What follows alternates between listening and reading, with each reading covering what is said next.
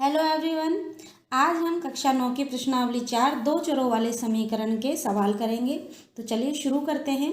दो चरों वाले रैखिक समीकरण के हल होते हैं। दो चरों वाले रैखिक समीकरण के हल अपरिमित रूप से अनेक हल होते हैं, हमें ध्यान में रखना है। एक्स अक्ष का समीकरण बताइए। एक्स अक्ष का समीकरण पूछा है तो एक्स अक्ष का समीकरण होगा y बराबर 0। ठीक है। y अक्ष का समीकरण बताइए। y अक्ष का समीकरण होगा x बराबर 0। ठीक है। y अक्ष का समीकरण x बराबर 0 और x अक्ष का समीकरण जब पूछा गया है तो वो है y बराबर 0। प्रश्न नंबर 4 है, रेखा x बराबर a है। रेखा x बराबर a है, x अक्ष के समांतर y अक्ष के समांतर मूल बिंदु से गुजरने वाली रेखा या इनमें से कोई नहीं। ठीक है। x बराबर a, तो अगर ये y अक्ष है और ये x अक्ष है तो x बराबर a यहाँ कहीं होगा, तो ये इस तरह से बनेगी। अब ये किसके समांतर है? ये कौन सी रेखा थी? ये y अक्ष था। ठीक है, ये y अक्ष है तो इसका आंसर क्या हो जाएगा? y अक्ष के समांतर। ठीक है। रेखा y बराबर a है, ये x अक्ष, ये सॉरी y अक्ष और ये x अक्ष, तो y बराबर a, y बराबर a तो यहाँ पर कहीं मान होगा तो इस तरह से खींचेंगे। अब ये रेखा किसके समांतर हो गई? x के, तो इसका आंसर हो गया x अक्ष के समांतर। यहाँ पर a का मान कुछ भी दिया गया हो हम इसी तरह से समांतर बता देंगे। ठीक है। यहाँ पर भी a का मान कुछ भी दिया गया हो इस तरह से हम कर सकते हैं। प्रश्न नंबर 6, y बराबर mx प्रकार की रेखा सदैव से होकर जाती है। देखिए y बराबर mx प्रकार की रेखा सदैव मूल बिंदु से, किससे? मूल बिंदु से। जब हम सवाल करेंगे तो आपको समझ में आ जाएगा, मूल बिंदु से होकर जाती है। दो चरों वाले रैखिक समीकरण का आलेख होता है हमेशा ही एक सरल रेखा। ठीक है।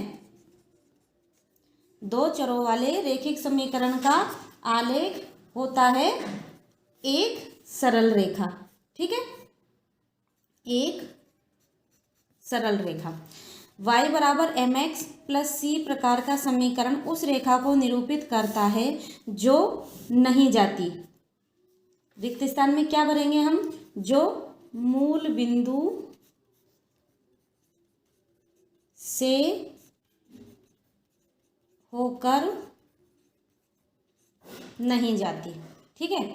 y बराबर mx प्रकार की रेखा सदैव मूल बिंदु से होकर जाती है, जबकि y बराबर mx प्लस c प्रकार का समीकरण जो रेखा को निरूपित करता है जो मूल बिंदु से होकर नहीं जाती। ठीक है। अब लीजिए अब देखिए प्रश्नावली 4.1। पहला, एक नोटबुक की कीमत एक कलम की कीमत से दोगुनी है।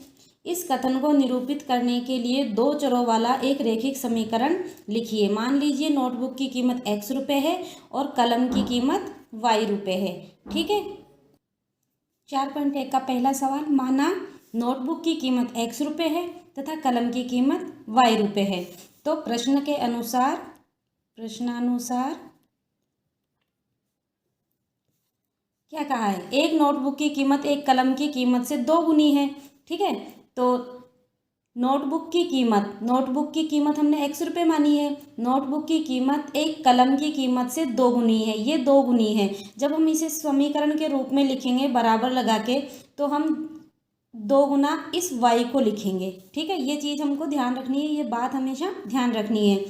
प्रश्न में कहा है एक नोटबुक की कीमत x रुपये मानी है, नोटबुक की कीमत कलम की कीमत से दोगुनी है, ये दोगुनी है। जब बीच में बराबर का निशान लगा रहे हैं तो हम दो गुना y को कर रहे हैं। ठीक है, अब ये हमारा आंसर हो गया, यही बनाना था हमको केवल। ठीक है, आगे दूसरा सवाल है, निम्नलिखित रैखिक समीकरणों को x plus B Y plus C बराबर 0 के रूप में व्यक्त कीजिए और प्रत्येक स्थिति में a, b और c के मान बताइए। देखिए ये हमें सवाल दिया गया है। ठीक है, इसमें से पहला सवाल, दूसरा और इसके बाद में तीसरा आप कर सकते हो, चौथा और लास्ट वाला सवाल मैं आपको करके बता रही हूँ। छोड़े हुए सभी शेष सवाल आप खुद करेंगे। ठीक है, समझिए कैसे करना है। देखिए पहला सवाल जो है वो है 2x + 3y बराबर 9.35। इसको इसके रूप में व्यक्त कीजिए और प्रत्येक स्थिति में a, b और c के मान बताने हैं। देखिए इसमें लाने के लिए इसको इधर ले आएंगे सबसे पहले, तो 2x + 3y और ये इधर आया तो -9.35 बराबर 0। अब देखिए a बराबर 2, b बराबर 3 और c बराबर, यहाँ पर प्लस है तो ये c पूरा माइनस में आ जाएगा। c बराबर -9.35, ये हमारा आंसर हो गया। चलिए दूसरा सवाल देखते हैं इसका। दूसरा सवाल है x - y/5 - 10 बराबर 0। तो इसकी इस वाली समीकरण ax + by + c के रूप में लिखना है। ठीक है, तो ये पहले से ही लिखी हुई है, ये ax + by + c। ठीक है, अब बराबर 0 है तो a बराबर 1 x का गुणांक, b बराबर -1/5 और c बराबर -10। यही इसका आंसर है। ठीक है, इसका फोर्थ सवाल देखिए, x बराबर 3y लिखा हुआ है।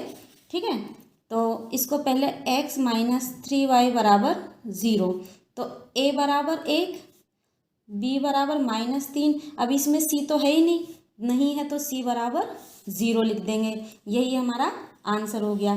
चलो इसका लास्ट वाला सवाल है 8वां, 5 बराबर 2x।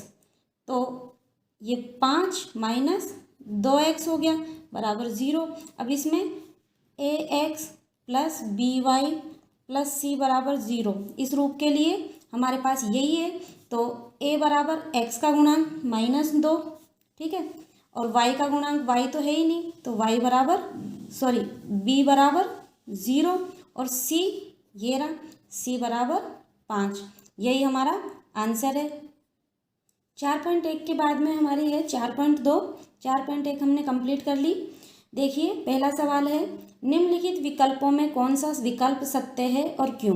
y बराबर 3x + 5 का एक अद्वितीय हल है, केवल 2 हल है, अपरिमित रूप से अनेक हल है।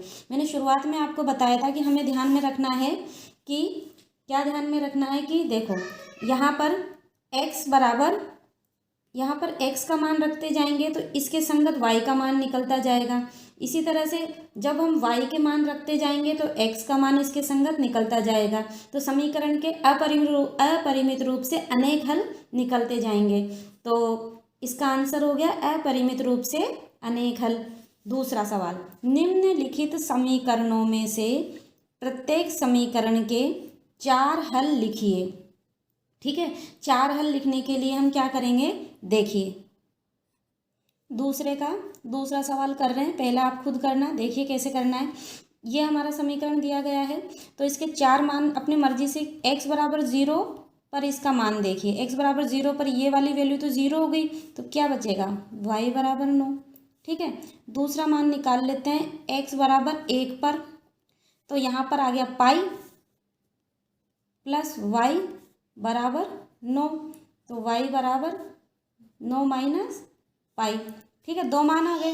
ठीक है, अब हम इसमें तीसरी वैल्यू रख देते हैं x बराबर 2 पर, तो 2 पाई + y बराबर 9, तो y बराबर 9 - 2 पाई।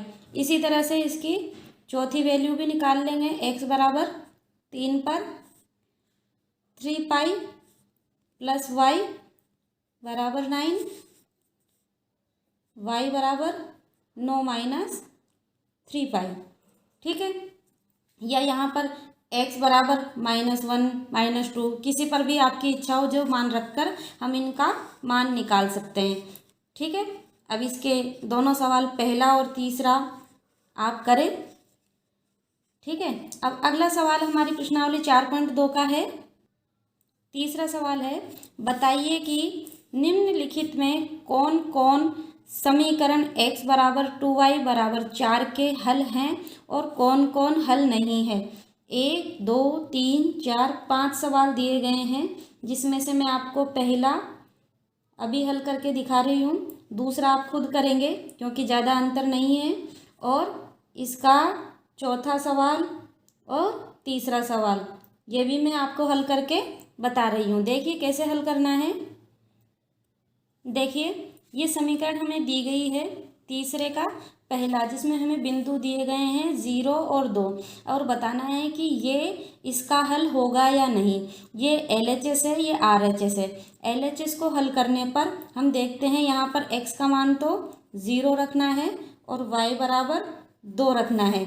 LHS है हमारा x माइनस 2y, x की जगह 0 और y की जगह 2 रखना है। 2 गुणा 2 बराबर आया -4, और बराबर में क्या था +4।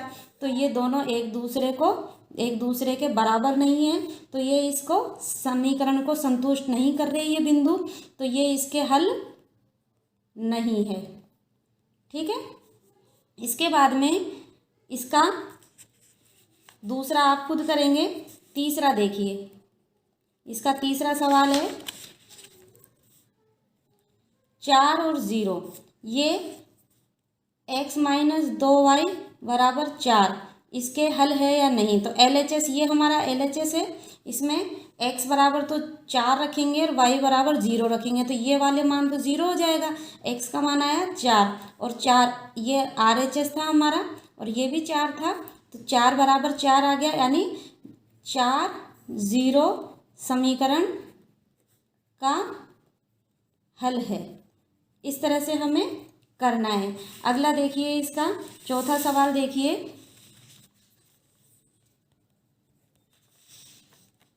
चौथा सवाल हमें दिया गया है √2 4 √2, ये x माइनस 2y बराबर 4 इसका हल है या नहीं है। तो x की जगह तो √2 रखना है और y की जगह 4 √2 रखना है। ये हमारा LHS है, यहाँ रखा √2 माइनस 2 इंटू 4 √2, ये √2 माइनस 2 चौके 8 √2, तो √2 8, इसमें से इसको घटाएंगे माइनस का 7 √2 आया, जो कि हमारा जो RHS है इसके बराबर में नहीं है। अब बराबर नहीं है तो ये इसका एक हल नहीं है। ठीक है, जो हमें बिंदु दिया गया है वो इसका हल नहीं है। ठीक है। इसका चौथा सवाल है, k का मान ज्ञात कीजिए जबकि x बराबर 2 y बराबर 1 समीकरण 2x + 3y बराबर k का एक हल हो। ये हमें ज्ञात करना है। ठीक है, किसका मान ज्ञात करना है, k का। देखिए कैसे ज्ञात करना है। देखिए चौथा सवाल है 4.2 का, जिसमें हमें ये वाली समीकरण दी गई है और बोला है उसने कि x बराबर 2 है और y बराबर 1 है और k का मान ज्ञात कीजिए। तो x बराबर 2 और y बराबर 1, इसका मान इस समीकरण में रख देंगे जिससे हमें k मिल जाएगा। तो यहाँ पर हमने रखा तो 2 गुणा 2 प्लस 3 को 1 से गुणा कर देंगे बराबर k आया, ये हो गया 4 और ये आ गया 3 बराबर में k। तो k का मान क्या आ गया 7, यही हमारा आंसर है। 4.2 कंप्लीट। देखिए 14.3 का पहला सवाल है, दो चरों वाले निम्नलिखित रैखिक समीकरणों में से प्रत्येक का आलेख खींचिए। पहला है x + y बराबर 4, दूसरा x - y बराबर 2, तीसरा y बराबर 3x और चौथा सवाल ये दिया गया है। देखिए पहला सवाल कैसे करना है। ये हमारी समीकरण दी गई है, इसका ग्राफ हमें बनाना है, तो इसके लिए हम सबसे पहले सारणी बनाएंगे। देखिए सारणी किस तरह से बनानी है, ये x और ये y। अब यहाँ पर हम x का या y का मान रखते जाएंगे और निकाल कर इसमें रख देंगे। जैसे कि किस तरह से, x बराबर 0 रखने पर, देखिए ये हमारी समीकरण है, इसमें x का मान 0 रखा तो y का मान क्या आ गया, y बराबर 4। तो x का मान 0 पर y बराबर 4। और जब हम x बराबर 1 रखते हैं, ठीक है, x बराबर 1 रखते हैं तो y का मान क्या आ जाएगा, 4 माइनस 1 यानी y का मान आ गया 3, ठीक है। और अगर y बराबर 0, यहाँ पर x बराबर 0 रखा था, अब हम y बराबर 0 रख देते हैं तो y बराबर 0 रखने पर ये 0 हो गया तो x बराबर क्या आ गया, 4। ये हमारी सारणी बन गई। और अब हम इसका ग्राफ बनाएंगे। देखिए कैसे बनाएंगे। ये हमने ग्राफ लिया और ये हमने यहाँ y अक्ष, ठीक है, ये y अक्ष बना दिया और ये हमने ऊर्ध्वाधर रेखा तो y अक्ष हो गई और ये क्षैतिज रेखा हमारी कौन सी अक्ष हो जाएगी, x अक्ष, ठीक है। अब हमारे मान हम यहाँ, ये तो 0, ये y अक्ष, ये x अक्ष, ठीक है, यहाँ पर 0 लिख दिया। ये हमारा x और y अक्ष बनाया। अब हम यहाँ पर 1 बड़ा खाना बराबर 1 इकाई, तो 1 2 3 4 5 6 और इधर -1 -2 और इधर हमने जो सारणी बनाई थी उसमें सभी मान प्लस के थे, इसलिए हमने प्लस वाला हिस्सा बड़ा लिया है। 3 4 5 6 7, ठीक है, इसमें हमारे सारे मान आ जाएंगे, ठीक है। अब सबसे पहले हमारी जो सारणी बनाई थी उसमें मान है हमारा x का मान 0 पर, y का मान 4। तो x का मान, ये हमारा पैमाना हो जाएगा, x अक्ष पर 1 बड़ा खाना बराबर 1 इकाई और y अक्ष पर 1 बड़ा खाना बराबर 1 इकाई, ठीक है। इस तरह से हम y अक्ष और x अक्ष और इन पर पैमाना ले लिया, 1 1 इकाई का 1 बड़ा खाना बराबर 1 इकाई y और x अक्ष पर। अब हमारे पास सारणी जो है वो है 0 4, x का मान 0 और y का मान 4, फिर x का मान 1 है, फिर y का 3, तो x का मान 0 और 4, y का मान 4 है, x का मान 0 और y का मान लेना है 4, ठीक है। तो ये हमने बिंदु लगा दिया यहाँ पर, इसका नाम दे दिया हमने a और ये 0 और 4। इसके बाद में दूसरा बिंदु है 1, x का मान तो 1 और y का मान 3, x का मान 1 ये रहा x अक्ष पर और y का मान है 3, तो यहाँ पर आएगा और हमने यहाँ पर बिंदु लगा दिया है ना, और इसका 1 और 3 नाम दे दिया इसको b। अब तीसरा मान है हमारा, x का मान तो 4 है, y का मान 0 है, ठीक है, x का मान तो 4 है और y का मान 0 यहीं रहेगा, x अक्ष पर y का मान 0 होता है, ठीक। इसको हम इस तरह से सीधा रखकर और मिला देंगे और जो ये हमारी रेखा का समीकरण आया यही x प्लस वाई बराबर 4 इस रेखा का समीकरण होगा, ठीक है। a b c तीनों बिंदु हमने रख दिए, ठीक है। इसका दूसरा सवाल बिल्कुल ऐसे ही आप कर सकते हैं, बिल्कुल सरल है। इसका तीसरा सवाल मैं आपको करके दिखा रही हूँ। तीसरा सवाल है इसका y बराबर 3x। तो समीकरण को सारणी बनाएंगे सबसे पहले। तो x बराबर अगर 0 रखते हैं इस समीकरण में तो y का मान 0 आ जाएगा, ठीक है। और अगर x का मान -1 रखते हैं तो -3 हो जाएगा, ठीक है। y का मान क्या आ जाएगा, -3। x बराबर -1 पर -3। और अगर x बराबर 1 रखते हैं, प्लस का 1 रखेंगे, x बराबर 1 रखते हैं तो y का मान आ जाएगा 3, ठीक है। तो यहाँ पर आ गया 3। ये हमारी सारणी बन गई। अब इस सारणी के द्वारा हम क्या बनाएंगे, ग्राफ बनाएंगे। देखिए किस तरह से बनाएंगे। ग्राफ पर एक्स अक्ष और वाई अक्ष, ये ऊर्ध्वाधर रेखा हमने वाई अक्ष बना दी, ठीक है, और ये क्षैतिज में एक्स अक्ष बना दिया, ठीक है।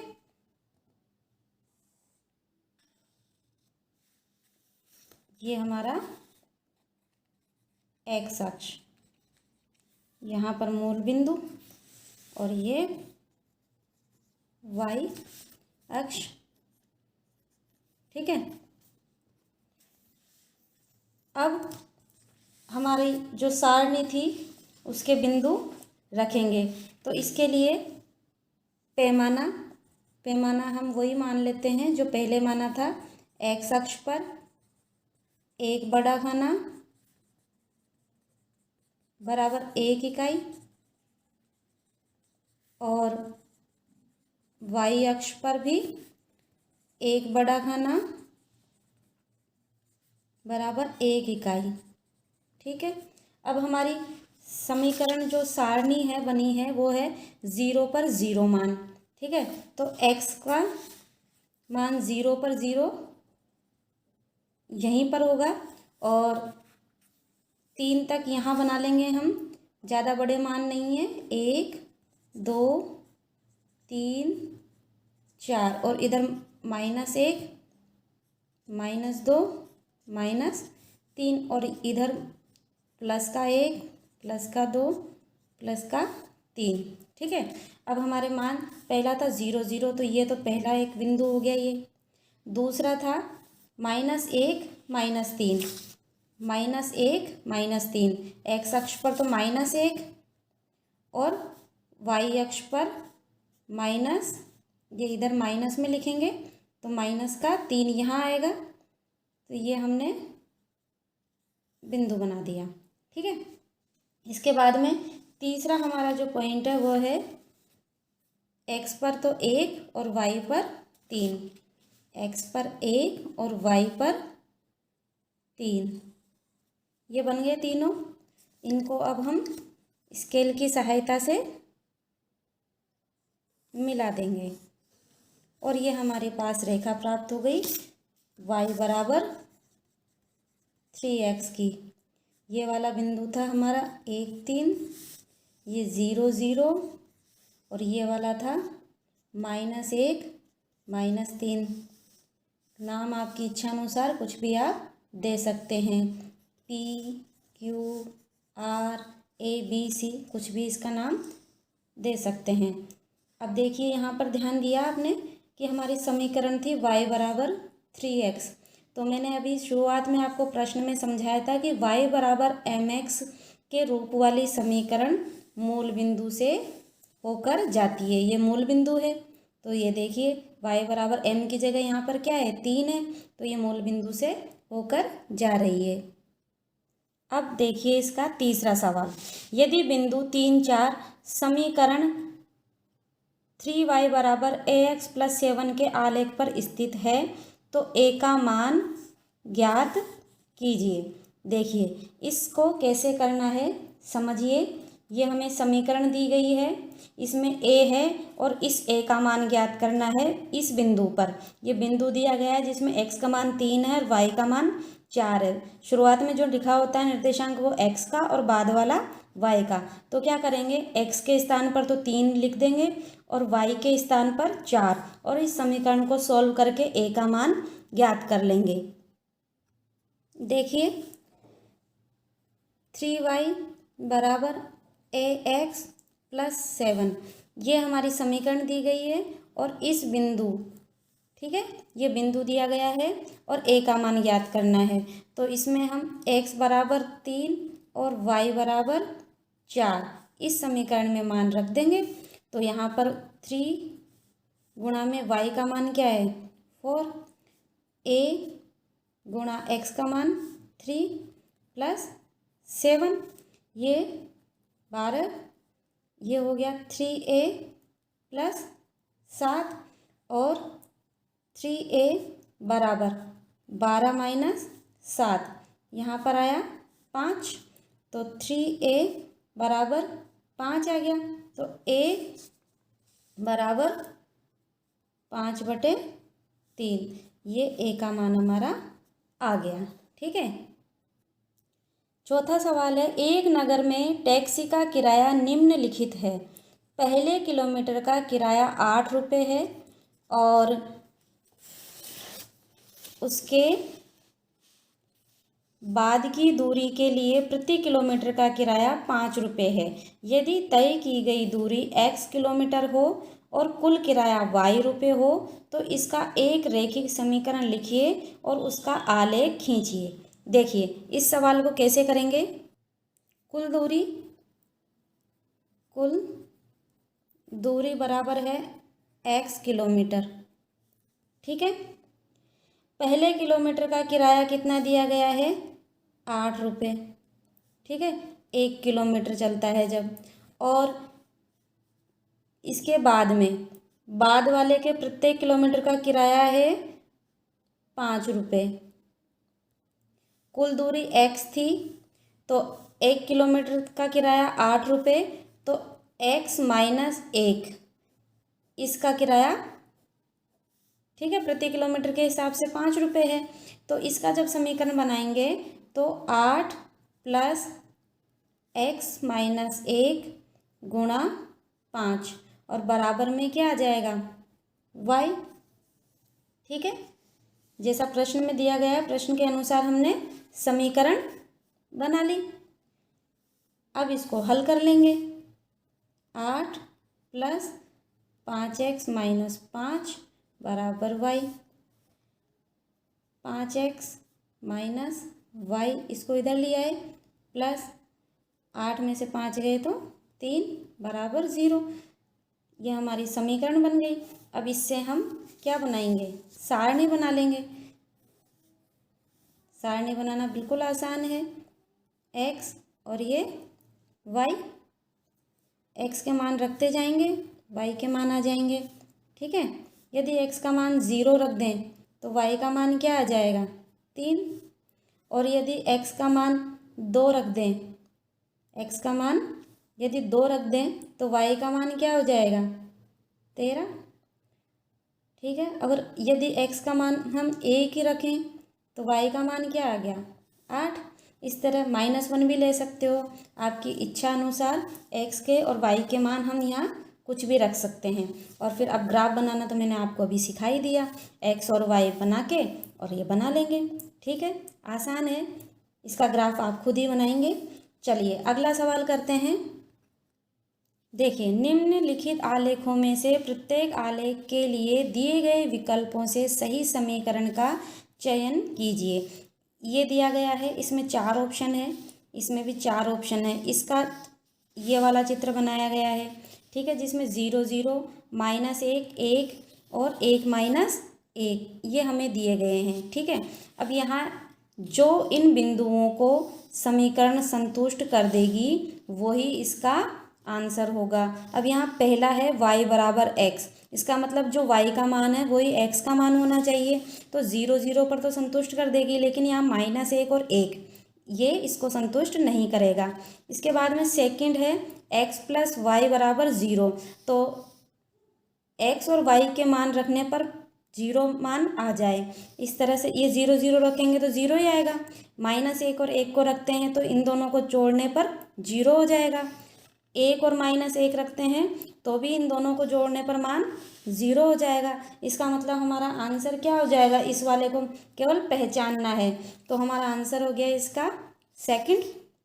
इसी तरह से देखिए इस वाले में देखिए y बराबर x प्लस 2, y बराबर x माइनस 2, इस तरह से हमें दिए गए हैं। ठीक है, अब इसमें इस वाले ग्राफ में जो पॉइंट दिए गए हैं 2 0 0 2 -1 और 3, इनको इनमें रख के देखेंगे, जो भी समीकरण संतुष्ट करे वो इसका आंसर होगा। देखिए y बराबर, पहली वाली है y बराबर x प्लस 2, तो y का मान अगर 2 रखते हैं, ये 0 रखते हैं तो x का मान 2 रखेंगे, 2 और 2 जुड़कर 4 हो जाएगा, जबकि y का मान तो यहाँ पर 0 है, तो ये इसको संतुष्ट नहीं कर रही है, तो ये नहीं होगा। और यहाँ पर अगर यही पॉइंट रखते हैं 0, यहाँ y का मान तो 0 और x का मान 2 रख दे हैं, तो 2 में से 2 गया तो 0, तो ये इस वाले को तो संतुष्ट कर रहा है। अब इसको रख के देखते हैं, x का मान 0, ठीक है, और y का मान 2, तो माइनस का 2 आ रहा है इधर तो, और इधर का प्लस का आ रहा है, तो ये भी संतुष्ट नहीं कर रहा। तीसरा देखो, y बराबर -x + 2, देखिए ये संतुष्ट करेगा इसको। देखिए आप, y बराबर -x + 2, ठीक है। अब इसमें एक तो 0 2, फिर -1 और 3, ठीक है, और 2 0, ये मान रख के देख लेंगे। पहले 0 2 रखा तो ये तो 0 हो गया, और y का मान रखा 2, तो 2 बराबर 2, ये संतुष्ट कर रहा है। -1 और 3, -1 यहाँ प्लस का 1 हो जाएगा, तो 2 और 1 3, और y का मान 3 है, तो ये भी संतुष्ट कर रहा है। 2 और 0, तो यहाँ x की जगह तो 2 रखेंगे, तो -2 और प्लस का 2, -2 + 2 बराबर 0, और y का मान तो यहाँ 0 है, तो ये संतुष्ट कर रहा है। तो इसका आंसर क्या हो गया हमारा? 3rd नंबर का इसका आंसर हो गया। इस तरह से हमें समीकरण संतुष्ट करवानी है, ठीक है। देखिए 6ठा सवाल है, एक अचर बल लगाने पर एक पिंड द्वारा किया गया कार्य पिंड द्वारा तय की गई दूरी के अनुक्रमानुपाती होता है। इस कथन को 2 चरों वाले एक समीकरण के रूप में व्यक्त कीजिए और अचर बल 5 मात्रक लेकर इसका आलेख खींचिए यदि पिंड द्वारा तय की गई दूरी 2 मात्रक और 0 मात्रक, ठीक है। इसको कैसे करेंगे, देखिए माना किया गया कार्य बराबर y मात्रक है, ठीक है, और तय की गई दूरी x मात्रक है, ठीक है। प्रश्न के अनुसार, जैसे जैसे प्रश्न ने बोला है ना अनुक्रमानुपाती, तो हम उसको लिखेंगे y बराबर kx, और k एक अचर बल है जिसका मान उसने दिया है प्रश्न में, अचर बल बराबर 5 मात्रक, ठीक है। अब इसकी सारणी बनाएंगे, ये हमारे पास ये समीकरण हो गई, y बराबर 5x, सारणी बना लेंगे, बहुत आसान है, x और y। यदि x का मान हम 1 रख दें तो y का मान 5, और यदि x का मान 3 रख दें तो y का मान 15, ठीक है। अब इसका ग्राफ जैसे अभी मैंने बताया था वैसे के वैसे आपको बनाना है, ठीक है। पैमाना वही मान लेना है आपको जो x अक्ष पर 1 बड़ा खाना बराबर 1 इकाई और y अक्ष पर 1 बड़ा खाना बराबर 1 इकाई। अब इसमें प्रश्न पूछा था पहला तो कि इसकी जो मात्रक दिया गया है, इसका जो यदि पिंड द्वारा तय की गई दूरी 2 मात्रक है, सवाल में देखेंगे 2 मात्रक उसकी दूरी है, तो x बराबर, दूरी तो x में ही मानी थी हमने, ठीक है ना, तो x बराबर 2, तो y बराबर क्या हो जाएगा, ये हमारी समीकरण है, x बराबर अगर 2 है तो y बराबर 5 दूनी 10, तो ये हमारा कार्य है। जब हम ग्राफ बनाएंगे तो हमारे पास x का तो 2 और y का 10, ये हमें उस रेखा पर मिल जाएगा, और x बराबर 0 मात्रक दी है जब दूरी उसने दूसरा, तो y बराबर 0 कार्य, ये हम ग्राफ बनाएंगे तो उस पर मिल जाएगा, ठीक है। आप ग्राफ बनाएं। 7वां सवाल है, एक विद्यालय की कक्षा 9th की छात्राएं यामिनी और फातिमा ने मिलकर भूकंप पीड़ित व्यक्तियों की सहायता के लिए प्रधानमंत्री राहत कोष में 100 रुपये अंशदान दिया। एक रैखिक समीकरण लिखिए जो इन आंकड़ों को संतुष्ट करती हो। आप इनका अंशदान रुपये x और रुपये y मान सकते हैं। इस समीकरण का आलेख खींचिए। ठीक है, 7वां सवाल है, x रुपये तो यामिनी के और y रुपये फातिमा के। ठीक है, और दोनों का कुल कितना है, x + y = 100। ये हमारी समीकरण हो गई और समीकरण से हम सारणी आसानी से बना सकते हैं। x और y, x के मान, अब देखिए इसमें यहाँ एक तरफ 100 है। अगर x के मान हम कम रखते हैं, छोटे मान रखते हैं, यानी 1 रखते हैं, तो 100 में से 1 घटाएंगे तो y का मान आया 99। तो हमें ग्राफ बनाने में असुविधा होगी, इतने ज़्यादा हमारे पास उसमें खाने नहीं होते हैं, तो हम इनका सुविधाजनक रूप से मान लेंगे। देखिए अगर हम x का मान 50 लेते हैं तो y का मान भी 50 आ जाएगा। ठीक है, और यदि हम x का मान 60 लेते हैं तो y का मान 40 आ जाएगा, और x का मान 70 लेंगे तो y का मान 30 आ जाएगा। घटा देंगे इसको। ठीक है, इसका ग्राफ देखिए कैसे बनाएंगे। ये हम इसकी y अक्ष बना लेंगे। ठीक है, फिर इसकी x अक्ष बना लेंगे। ये हमारा x और y अक्ष हो गया। पैमाना हम इसमें क्या लिखेंगे कि 1 बड़ा खाना बराबर 10 इकाई और y अक्ष पर 1 बड़ा खाना बराबर 10 इकाई। ठीक है, तो इसका मतलब 0, 10, 20, 30, 40, 50, 60, 70, 80, 90।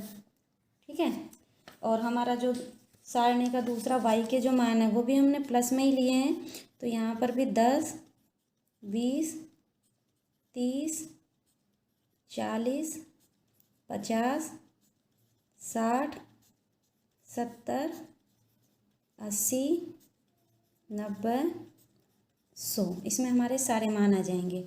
अब पहला हमारा था x पर तो 50 और y पर भी 50, ये हमारा एक बिंदु हो गया।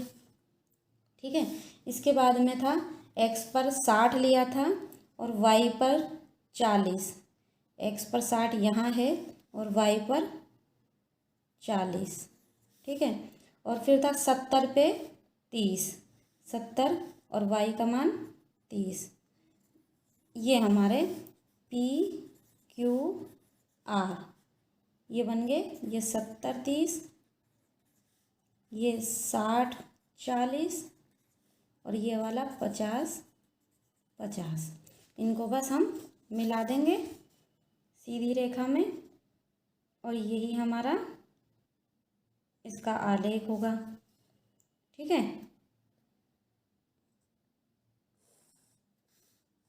इस तरह से ये हमारा ग्राफ बन गया। पैमाना ज़रूर लिखना है।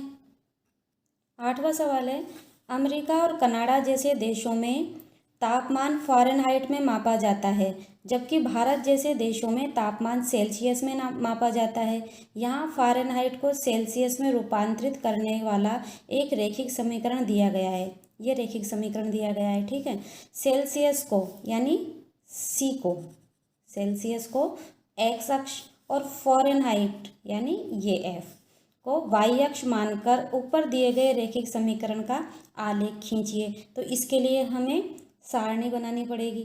ठीक है, तो देखिए कैसे करेंगे। देखिए ये हमारी समीकरण है F बराबर 9/5 C + 32। ठीक है, अब इसकी सारणी बनाने के लिए इन्होंने पहले ही कहा है कि जो x है वो तो हमारा सेल्सियस और y है वो है फ़ारेनहाइट।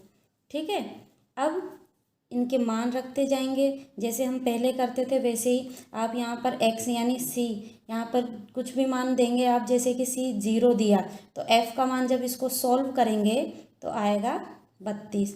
अब इस तरह से इसका मान भी आप अपनी मर्जी से 30 डिग्री या कुछ भी देके f का मान निकाल लेंगे। और x और y का ग्राफ जिस तरह से हम अभी बना रहे थे वैसे के वैसे ही बनाएंगे, बस वहाँ c और f लिख देंगे। पैमाना जो x अक्ष पर y अक्ष पर मान रहे थे वैसे के वैसे ही मानना है। इसका ग्राफ आप स्वयं बनाएंगे। इसका अगला सवाल देखते हैं, इसमें क्या कहा। देखिए, यदि तापमान 30 डिग्री सेंटीग्रेड है तो फ़ारेनहाइट में तापमान क्या होगा। तो एक बिंदु तो हमें ये इससे ही मिल जाएगा, 30 डिग्री है तो फ़ारेनहाइट में इसका जो मान निकालेंगे वो हमारा एक बिंदु मिल जाएगा इसका। ये हमारी समीकरण है। अब c का जो मान दिया है वो 30 दिया है, तो प्लस 32, तो इसको सोल्व करेंगे। 9 को 6 से गुणा करेंगे, 54 प्लस 32, तो f का मान आ गया 86 फ़ारेनहाइट। तो यहाँ पर हम एक बिंदु तो ये आसानी से मिल गया हमें, ठीक है। और इसके बाद में दूसरा है, इसका आगे इसने कहा है कि यदि तापमान 95 डिग्री फ़ारेनहाइट में हो तो सेल्सियस में तापमान क्या होगा। तो इसमें ये वाला मान रख देंगे बस, फ़ारेनहाइट वाला। यहाँ पर जो समीकरण दी गई है हमें ये वाली, इसमें यहाँ पर 95 रख देंगे और c का मान ज्ञात कर लेंगे। देखिए 95 बराबर 9/5 गुणा c प्लस 32, ठीक है। तो इसका क्या हो जाएगा, ये 95 माइनस 32 बराबर 9/5 गुणा में c। तो c बराबर, इसमें से इसको घटा दिया 63, ये गुणा हो जाएगा 5/9। तो हमारे पास इसको सॉल्व करने पर आया 35 डिग्री, ठीक है। इसके बाद में अगला इसने कहा है, चौथा नंबर का इसका है कि यदि तापमान 0 डिग्री सेंटीग्रेड है, यदि तापमान 0 डिग्री सेंटीग्रेड है तो फ़ारेनहाइट में इसका मान निकालना है। तो 9/5 गुणा यहाँ पर सेंटीग्रेड क्या, सेल्सियस है ये, सॉरी ये आपका सेल्सियस, c फॉर सेल्सियस दिया गया है, 0 डिग्री प्लस 32। तो f बराबर, ये तो 0 हो गया इसका मान, तो यहाँ पर आया 32 डिग्री फ़ारेनहाइट, ठीक है। यहाँ पर सेल्सियस में दिया गया था 0 डिग्री। इस तरह से हमें सवाल कर लेने हैं। प्रश्नावली 4.4, एक चर वाले दो चर वाले समीकरण के रूप में y बराबर 3 का ज्यामितीय निरूपण कीजिए। देखिए किस तरह से तो एक चर वालों का निरूपण करना है और किस तरह से दो चर वालों का निरूपण करना है। बहुत आसान है। ये हमें समीकरण दी गई है y बराबर 3। देखिए, जब एक चर वाले समीकरण के रूप में संख्या रेखा पर निरूपित करते हैं, उसके लिए हम संख्या रेखा बनाएंगे इस तरह से। और संख्या रेखा बनाने के बाद में ये यहाँ पर 0 लिख देंगे और बराबर बराबर दूरी पर मान लगाएंगे इनके, ठीक है।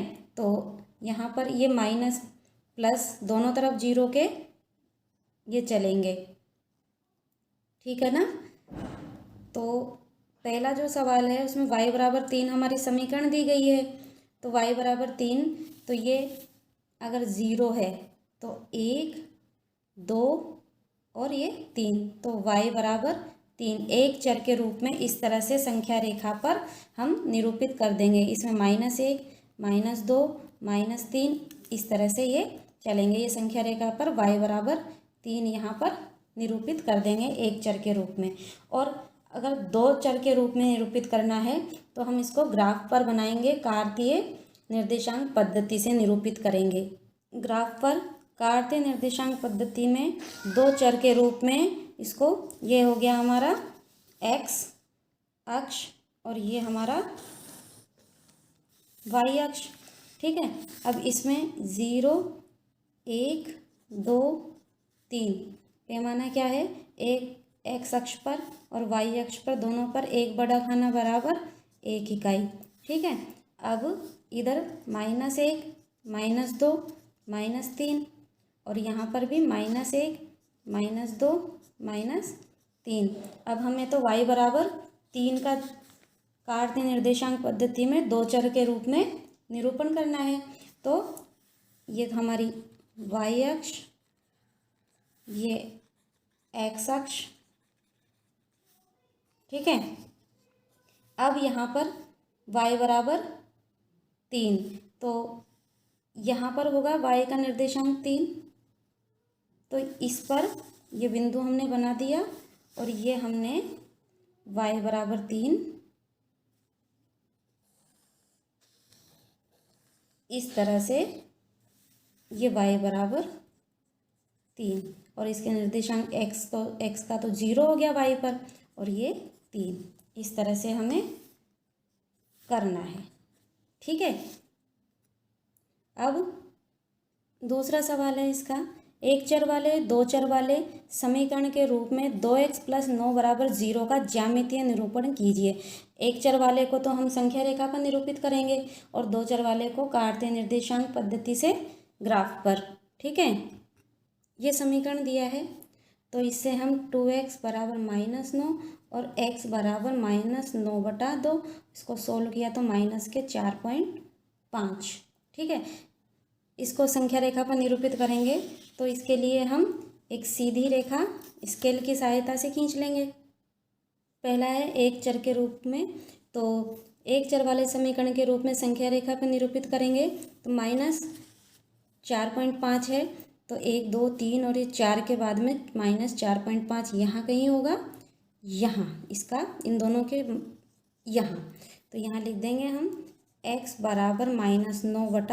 -9/2, यही इसका निरूपण हो गया। अब दो चर के रूप में, अब इसके कार्तीय निर्देशांक पद्धति से करने के लिए x = -9/2, तो y बराबर हम 0 और x = -9/2 ले रहे हैं तो y बराबर 2, x बराबर -9/2 तो y बराबर -9/2। ये हम अपनी y का मान, क्योंकि इसमें समीकरण में y तो है ही नहीं, तो y का कुछ भी मान हम रखकर ग्राफ बना लेंगे। ग्राफ आप खुद बनाएंगे, ठीक है। तो हमारी प्रश्नावली 4 कंप्लीट हो चुकी है और अब आप इसकी तैयारी करें, इसके उदाहरण करें, सारे सवाल कर लें, जिससे हमारी ये प्रश्नावली बहुत अच्छे से तैयार हो जाए। लाइक करें, शेयर करें, कमेंट करके बताएं आज का वीडियो कैसा लगा और सब्सक्राइब ज़रूर कर लें, जिससे सारे वीडियोज़ आपको मिलते रहें। Thanks for watching, bye bye.